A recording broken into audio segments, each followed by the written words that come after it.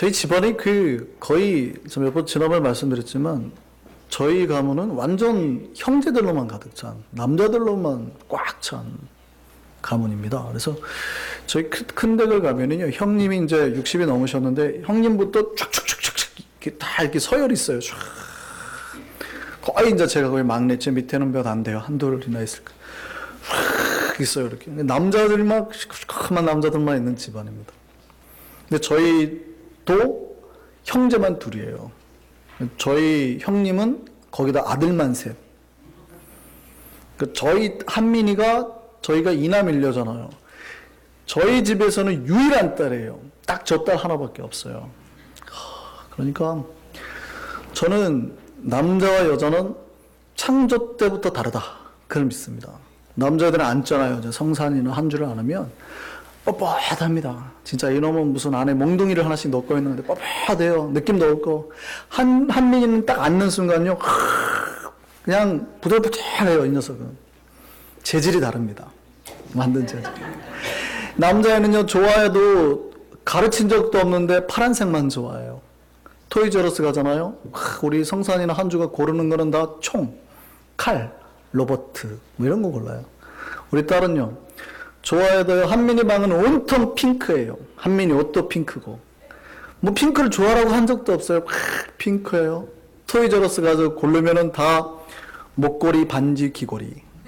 요즘에 아이들이 한민이가 가지고 있는 그 색 중에 플라스틱으로 만든 큐빅이 꽉 차 있는 거 있습니다. 거기를 실로 꿰가지고 뭐 목걸이도 만들고 팔찌도 만들고 하는 그런 거 있어요. 그러니까 여자애들은요, 좋아해도 그런 걸 좋아해요. 근데 우리 한민이가 가끔 그런 거 큐빅으로 만들어서 팔찌, 목걸이를 만들거든요. 근데 그게 다 뭐예요? 모조품이잖아요. 가끔 실수로 줄이 탁 끊어지기도 합니다. 그러면 우리 한민이가 울까요, 안 울까요? 안 울어요. 또 만들면 되거든요. 큐빅은 새거 셌습니다. 거기 박스가 뒤집어지잖아요? 방이 난리 납니다. 어마어마하게 이런 작은 것부터 진주처럼 생긴 거 뭐 다 굴러다녀 버리니까 집이 난리가 나요. 하나도 안 아까워합니다. 지난주에 하나님이 우리를 성도로 불렀다고 배웠습니다. 성도는 뭐냐면 거룩한 무리라는 뜻이에요. 거룩할 성자의 무리 덧자. 그러니까 우리가 다 복수 형태로 saints라고요. 하나님 앞에 성자 성례라고요. 그러니까 교회가 뭡니까? 세상으로부터 부름받은 백성들의 모임이잖아요. 그 모임에 속해 있는 사람들이 누구예요? 소속된 사람들이 바로 성도들입니다. 그러니까 성도는 구별된 백성이죠. 그럼 성도가 어떻게 살아야 될까요? 이거를 그림으로 말씀을 드리면 이런 거예요. 엄마가 우리 한민이처럼 이런 만드는 거, 큐빅 같은 거 좋아하는 거 너무 좋아하니까 목걸이 데리고 공장에 갔어요. 공장에 가가지고 딸이 보니까 너무 신나요. 사방 천지가 막 구슬들로 꽉 차 있는 거예요. 너무 좋아서 엄마 하고 안기다가 엄마가 하고 있던 진주 목걸이를 잘못해서 뜯어버렸습니다. 타다닥 다 날아갔어요. 진짜 귀한 건데. 그럴 때 이 엄마가 어떻게 행동을 할까요? 일대에 목걸이가 떨어질 만한 반경에 있는 모든 큐빅을 다 박스에 담아서 그거를 사서 집으로 오죠. 그리고 어떻게 합니까? 방에다 풀고 하나하나 다 보우죠. 그리고 접시에다가 뭘 담아요? 진짜 진주를 찾아서 담는 거예요. 모양도 비슷해요. 색깔도 비슷해요. 구별하기가 정말 힘들어요. 그런데 아무리 많이 있어도 어떤 거는 가짜고 어떤 거는 진짜인 거예요. 그거를 찾아내서 일일이 담죠. 이게 뭐예요? 교회예요. 하나님이 우리 성도들을 그렇게 했다고요. 하나님이 우리 성도들이 세상에 흩어져 살 때에 그 귀한 진주를 찾듯이 모양도 비슷하고 진짜인지 가짜인지 구별하기 힘들지만 하나하나 살펴서 다 담아냈다고요. 그게 뭡니까? 교회요? 성도들입니다. 그러니까 우리가 어떻게 살아야 돼요? 성도답게 살아야 되거든요. 근데 우리가 세상에 살다 보니까 세상 속에 마구 흩어져 자기가 진주인지 아니면은 가짜 모조품인지도 알지 못하고 막 살거든요. 하나님 우리를 불러서 우리가 모이 다른 걸 깨닫게 하시는 거예요. 진주라는 걸. 당신은 진주합니다. 진주입니다. 귀한 백성입니다. 그렇게 귀하게 살라고요. 그리고 귀하게 대접해 주세요. 하나님이 이스라엘 백성들 애굽 땅에서 종살이 할 때 종처럼 노예처럼 살았거든요. 학대받고 사니까 자기들이 그런 존재인 줄 알아요. 그때 하나님이 그들을 불러내어서 뭐라고요? 자기 언약의 백성, 하나님의 백성 삼아주셨다. 그리고 그들을 뭐라고 그래요? 이제는 거룩한 백성이다. 그러니까 거룩한 백성답게 살아야 돼. 네가 어떤 존재임을 깨달아야 돼. 이렇게 말씀하시거든요. 출애굽기 19장 6절이 그 얘기예요. 하나님과 이스라엘 백성과 사이에 하시는 말씀인데 하나님 이스라엘 백성 건져내고 뭐라고 그래요? 다 같이 읽습니다. 너희가 내게 대하여 제사장 나라가 되며 거룩한 백성이 되리라. 하나님이 완전 쓰레기 같은 인생, 종 같은 인생, 망해가는 인생, 채찍에 맨날 찍힌 인생 살 그들을 불러서 뭐요? 하나님 백성, 특별히 거룩한 백성 삼아주셨다고요. 이게 우리를 향한 뜻임을 기억하시기 바랍니다. 하나님 우리를 뭘로 삼았냐면 구별된 백성으로 살게 하셨어요. 그러니까 여러분 하나님이 그 인생에서 불러내서 살게 하는 이유는 뭐예요? 그 거룩한 백성답게 살게 하기 위해서. 우리가 진주임을 깨닫게 하기 위해서. 이거는 이스라엘 백성 또 광야 생활할 때뿐만 아니라 이후에 사사시대나 열왕시대나 신약시대나 오늘날까지도 동일하게 흘러내려옵니다. 하나님은 당신을 구별해서 모은 백성들을 그 부르시는 뜻대로 귀한 진주 먹거리처럼 살기를 원하시는 거예요. 그냥 가지고 놀다가 함부로 끊어져도 하나도 아깝지 않고 어디 하나 잃어버려도 뭐 괜찮아 얼마나 많으니까 그런 모조품 취급받지 않기를 원하시는 거예요. 여러분 하나님 앞에서 진짜 귀한 진주 취급받기를 바랍니다. 그래서 여러분 거룩한 성도로 부르신 거예요. 그런데요, 우리가 분명히 모두 다 거룩한 성도인데 그 다음에 보면 하나님이 그 다음에 다시 그들 안에서 누구를 뽑아내냐면 제사장들을 뽑아냅니다. 제사장들이 뭐예요? 백성들 사이에서도 더 거룩하고 구별된 존재로 살라고. 그죠? 그러니까 그들을 그 거룩한 길로 인도할 만한 리더를 뽑는 거예요.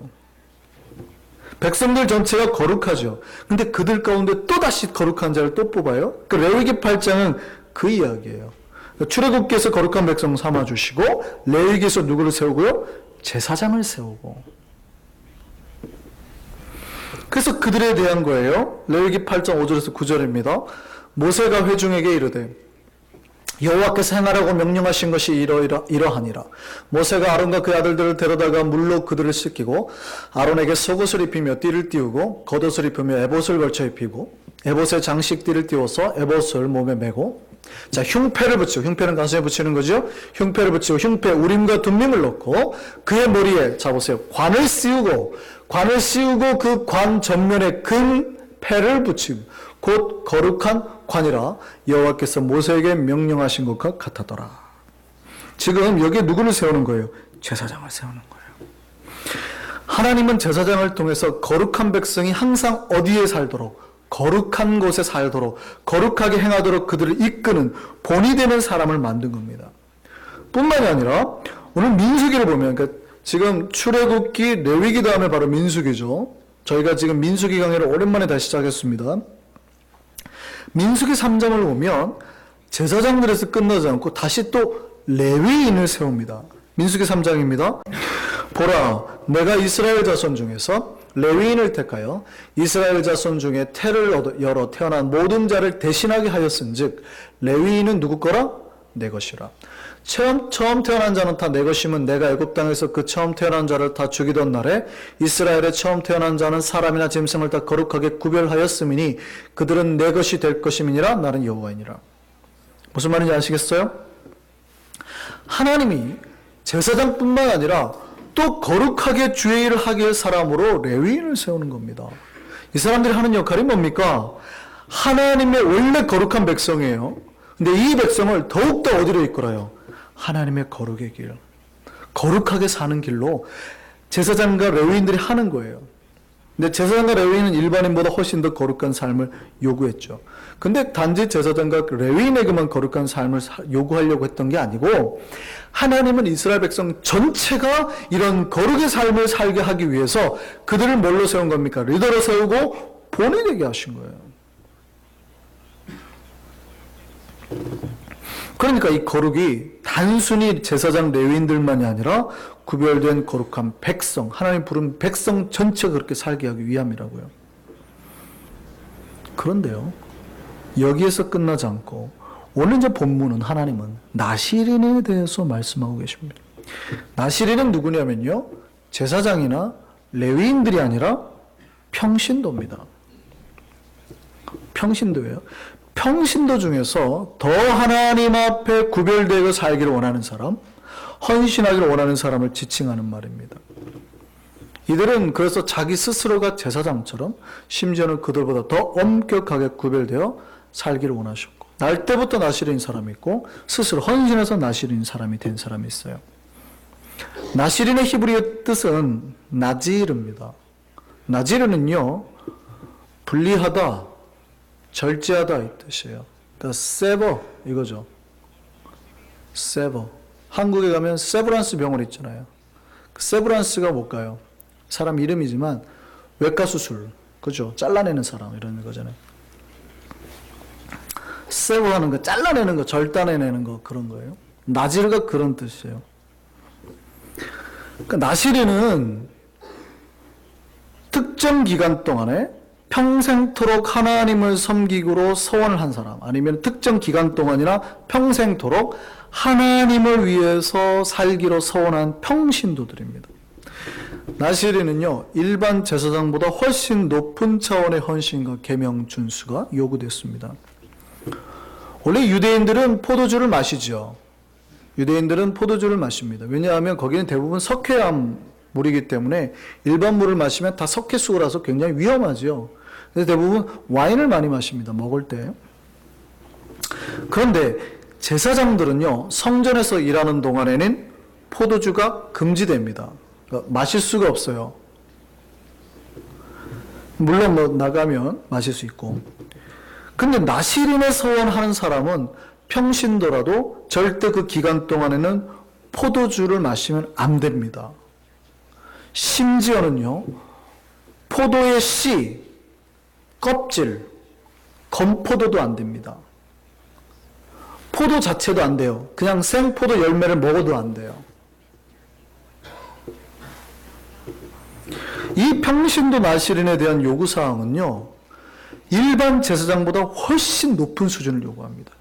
일반 제사장은요, 자기 원래 시체를 가까이 하면 안 됩니다. 제사장들은 부정해지니까 하나님 앞에 나아갈 수가 없어요. 그래서 우리가 누가복음을 보면 선한 사마리아 비유를 할 때 우리는 쉽게 욕해요. 목사님들이 막 쉽게 욕하죠. 왜냐하면 제사장이나 레위인이 강도 만난 사람 보고 그냥 지나갔다가 욕을 한단 말이죠. 근데 그 사람이 마치 시체처럼 보일 수도 있고, 아니면 거의 죽어가니까 옮기는 중에 죽어버리면 자기가 부정해지는 거예요. 그러니까 하나님 앞에 나아갈 수 없는 겁니다. 근데 예수님은 그거를 초월해서라도 얘기하시는 거예요. 그러니까 하나님의 사랑은 그런 종교적으로 자기 스스로가 피해를 보고 부정해지는 걸 넘어서라도 사랑하라는 얘기거든요.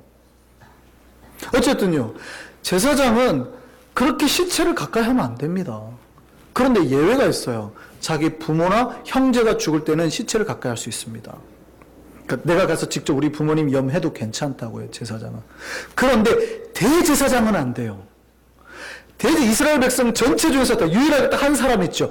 대제사장은 자기 부모님이 죽어도 그 시체를 가까이 하면 안 돼요. 그런데 놀라운 거는요, 나실인은 이 대제사장 조항이 적용이 됩니다.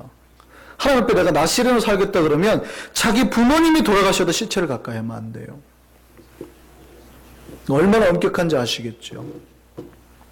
나실인은 보통 30일에서 평생토록, 그러니까 30일 이전은 없어요. 한번 서원하면 30일 기간 동안 보통 나실은 사는 게 기본이에요. 30일, 60일, 그 다음에 평생 이렇게 살아가는 건데, 이 기간 동안에는요, 나실인은 머리를 자를 수 없었습니다. 그 특징적인 나실인의 얘가 누구예요?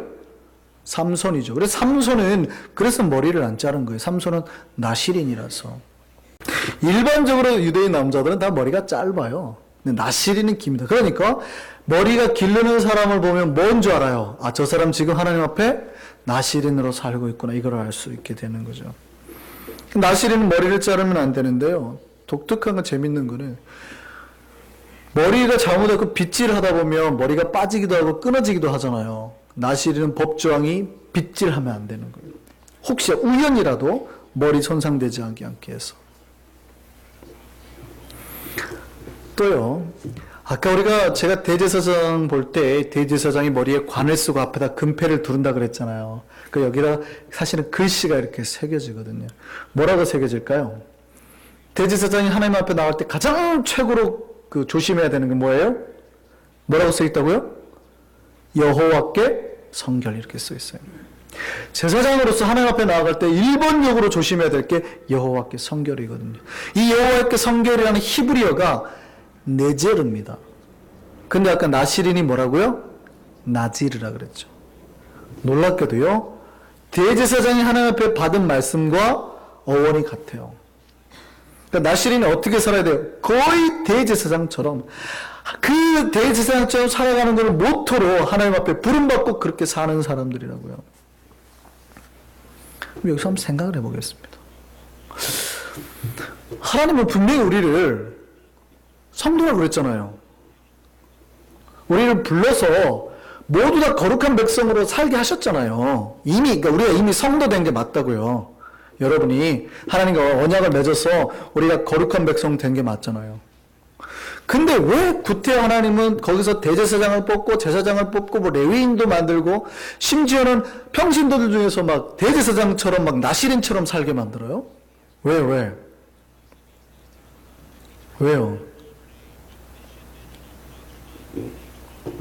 하나님은 당신의 백성들이 최고의 거룩으로 살기를 원하시는 거예요. 그래서 우리가 자꾸 거룩한 길을 하나님이 당기는 거예요. 우리가 하나님 앞에 성도로 부름을 받고 신앙생활을 하는데요. 우리는 자꾸 어디로 나가요? 세상 길로 나가요. 자꾸 세상 물길에 흘려가요. 어느새 떠내려간 줄 모르고 그냥 세상 사람들과 비슷해져요. 예수 믿은 사람과 세상 사람들이 구별이 없어요. 비슷해져요. 어느 순간부터 성도임을 망각하고 세상 사람들과 거의 구별됨 없이 살아요. 얼마나 친숙한지. 저분이 교회 다니는지 안 다니는지는 언제 알아요? 주일날 이렇게 오는 거 보고. 이게 헷갈릴 때가 있어요. 그런데 하나님은 어떻게 해요? 우리를 더 강하게 당기려고. 그래서 본이 되게 만든 거예요. 리더를 둬서 제사장과 레위인을 통해서 끝없이 바른 길을 가르치고 이끄는 거죠. 나시린이라는 제도를 두어서 우리가 하나님 앞에 잘못될 때 더 온전한 헌신과 거룩으로 나오도록 나를 더 이렇게 채찍질하는 걸 만드는 거예요. 내가 이렇게 살면 안 되는데? 그럼 내가 30일간 하나님 앞에 나시린 서원을 딱 해요. 내가 더 거룩하게 살아야지. 평생 나는 그럼 나시린 살아야지 이렇게. 내가 포도주 마셔도 돼요. 유대인들은 그게 음식이니까. 그럼 내가 하나님 앞에 평생 만약에 나시는 산다면 그것조차도 끊고 사는 거예요.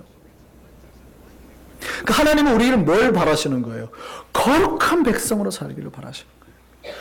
이 백성들이 계속해서 거룩한 쪽으로 나오도록 그 방법들을, 장치들을 계속 만드는 거예요. 거룩은 남자들만을 위한 거 아닙니다. 유대 사회는 남성 위주의 사회예요. 근데 이 나시린만큼은요. 보세요. 대제사장 여자 될 수 있어요? 없어요. 레위인 여자가 될 수 있어요? 없어요. 근데요. 나시린만큼은 남녀 상관없이 됩니다. 그러니까 여자도 대제사장처럼 하나님 앞에 거룩과 헌신으로 살 수가 있다 이 말이죠. 그 얘기는 무슨 얘기입니까? 이스라엘 백성이라면 누구나가 여자도 제외 없이 하나님 모두가 대제사장처럼 거룩하게 하나님 앞에 살기를 원한다는 얘기입니다. 비록 내 삶에서 일터에서 우리가 돌아가면 다시 일상을 보내야 되지만 그럼에도 불구하고 우리가 구별된 백성을 잃어버리거나 다시 예전처럼 돌아가서 살기를 바라지 않으신다는 거예요. 그래서 하나님이 스스로 서원하도록 하고 스스로 하나님 앞에 거룩하고 구별된 백성을 살도록 만든 방편을 만들어 놓으신 거예요. 무슨 얘기일까요? 하나님은 저와 여러분이 할 수만 있으면 최대한도록 서원하고 헌신해서 하나님 앞에 최고의 모습과 거룩으로 구별된 삶을 살기를 바라신다고요. 그게 성도입니다. 우리는 구별이 단지 성직자의 몫으로 생각해요. 나하고는 관계없어 이래요. 아니요. 하나님은 동일하게 우리 모두가 마치 대제사장처럼 구별되어서 살기를 원하신다고요. 목사님만 똑바로 살면 되죠, 뭐. 아니라고요. 그거는 목회를 굉장히 잘못하는 겁니다. 여기에는 단 한 사람이라도 여러분 모두가 대제사장처럼 사시는 거예요. 삶을 함부로 사시면 안 돼요. 말 함부로 하시면 안 돼요. 우리가 모두가 다 평생 나시린으로 살 수 있습니까? 그건 아니에요. 근데 나시린이라는 제도를 둬서 뭐예요? 내 거룩이 흩어질 때마다 끝없이 나를 채찍질 해가지고 서원하고 나가야 된다고요. 성도의 마땅한 바입니다. 우리 모두가 이렇게 하나님 앞에서 거룩하게 구별된 성도로 살 수 있기를 바랍니다. 우리가 구별되어 거룩하게 살려고 하면은요, 먼저 믿음을 점검해야 됩니다. 우리가 믿음에 과연 나시린처럼 정말 바르게 헌신하고 있는지, 우리가 바른 믿음과 바른 기도 하나님을 만나고 있는지, 우리의 내면에는 정말 하나님이 통치하고 계신지 자문하시고 확인하셔야 됩니다. 여러분요, 우리의 믿음이 과연 어떤지 봐야 됩니다. 여러분, 성도라 부를 만큼의 신앙이에요? 진짜 여러분은 성자, 성녀, 성도라는 말은 세인트라고 그랬잖아요. 성이라는 말이 붙을 만큼 여러분 정말 그런 삶을 사냐고요. 하나님은 그렇게 살라고 불렀다고요. 근데 우리는요, 그렇게 살고 있어요? 하나님은 우리가 나시린처럼 살기를 원해요. 이거는 신약도 마찬가지예요. 고린도서 말씀 볼까요? 그런즉 사랑하는 자들아, 이 약속을 가진 우리, 하나님의 거룩한 백성으로 부름받은 그 약속이에요. 약속을 가진 우리는 하나님을 두려워하는 데서 거룩함을 온전히 이루어 뭐요? 육과 영의 온갖 더러운 것을 자신을 깨끗하게 하자. 내 영혼을 어지럽히는 것 잘라내라. 나시린처럼 살라고요. 우리가 나시린처럼 산다는 거는요, 아까 나시린 뜻이 뭐라고요? 잘라내는 거. 세버라 그랬잖아요. 잘라내는 거. 우리가 잘라내야 할 거 철저히 잘라내야 된다는 거예요. 근데 뭘 잘라낼까요? 많은 사람들이 잘라내자 그러면 다른 사람 일을 잘 잘라내요. 다른 사람이 잘못한 건 막 싹둑싹둑 잘 잘라버립니다. 나시린은 다른 사람을 잘라내는 걸까요? 자기를 잘라내는 걸까요? 자기요, 자기. 자기 안에서 일어나는 죄와 욕망과 이런 생각들을 잘라내는 겁니다. 그런데 많은 사람들이요, 자기한테는 관대해요. 나는 죄도 지어 좀 괜찮아요. 설교 말씀 들으면 자기는 자르려고 고민하지 않고 아내만 해요. 여보, 잘 들었지? 똑바로 살아. 설교를 들으면 내가 은혜 받는 게 아니라 저 집 사고는 안 나왔네. 오늘 들었어야 되는데. 나시린은 그게 아니에요. 지금 나를 하나님 앞에서 잘라서 복종시키는 거예요. 그러니까 다른 사람 일에는 오히려 관대해야 돼요. 자기에게 철저한 사람입니다. 하나님의 백성 나시린은요, 누구에게 철저한 사람입니까? 나에게 철저한 사람이에요. 나에게. 다른 사람에게 철저한 사람이 아닙니다. 끝없이 나를 거울인 하나님의 모습에 비춰서 점검해내고 스스로를 그렇게 하나님 앞에서 조심하고 최선을 다해서 하나님께 드려지는 삶을 사는 사람이 나시린이에요. 나시린의 본 마지막 구절은 이렇게 끝납니다. 민수기 6장 21절이냐, 민수기가 6장이 이제 나시린에 대한 이야기들로 쭉 차 있어요. 마지막에 이렇게 끝납니다. 이는 곧 서원한 나시린이 자기의 몸을 구별한 일로 말미암아 여호와께 헌물을 드림과 행할 법이며 이 외에도 어떻게 해요? 힘이 미치는 대로 하려니와.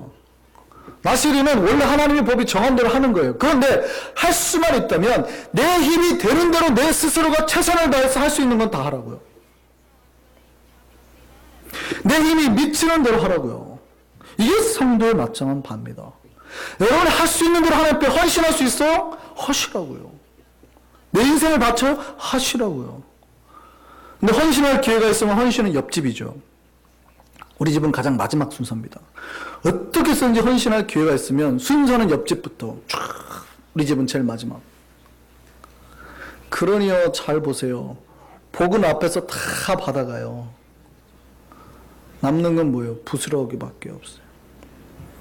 하나님, 왜 우리 집은 복이 없을까요? 저한테 와가지고 목사님 왜 우리는 복을 못 받을까요? 복을 못 받는 이유가 있지요. 누구에게 복을 주는데요? 오늘 민수기 6장 마지막에 제가 오늘 말씀을 드렸습니다. 제가 마지막에 축도를 해요. 고린도서 말씀으로 해요. 이제는 우리 주 예수 그리스도의 은혜와 이렇게 제가 기도를 하잖아요. 이게 축도의 마지막 고린도서 13장 13절 말씀이에요. 그렇게 이제 한단 말이죠. 그런데 우리 교단 공식적인 법이 뭐냐면 그거 말고 제가 언젠가 축도를 바꿉니다. 그게 뭐냐면 민수기 6장의 마지막이에요. 여호와는 내게 복 주시기를 원하며 내게 너를 지키시기를 원하며 그 얼굴을 내게로 향하여 드서 평강 주시기를 원하며 이렇게 할 수 있어요. 어느 순간 놀라지 마세요. 법이 정한 바예요. 하나님은 너를 여호와 너에게 복 주시기를 원하며 그 복이 누구에게 있네요. 놀랍게도 사실은 구별된 말씀입니다만 나시린으로 하나님 앞에 충성과 헌신을 바라는 백성 다음에게 그 다음 구절 21절 마지막 끝나고 그 다음에 주는 게 23절이에요. 여호와께서 모세에게 이르시되가 22절이고 23절에 뭐예요? 하나님이 너에게 24절에 여호와는 너에게 복 주시기를 원하며 이렇게 나온다고요. 복을 누가 받는 겁니까? 복을. 왜 복이 없어요? 하나님 앞에 거룩한 성도답게 살려고 하고 헌신하는 백성들에게 복이 임하는 겁니다. 그러니 헌신의 마지막에 섰으니 복의 부스러기만 받고 있는 거예요. 저는 여러분이 하나님의 그 복을 몽땅 누리며 살기를 바랍니다. 최선의 헌신과 삶으로 주님 앞에 구별된 백성으로 나아가세요. 복이 임하는 겁니다. 하나님 우리를 불러서 거룩한 자로 삼으셨음을 믿으시기 바랍니다. 그 뜻에 합당하게 살아서 참 복을 누리고 사는 우리 모두가 되기를 바랍니다. 찬양하겠습니다.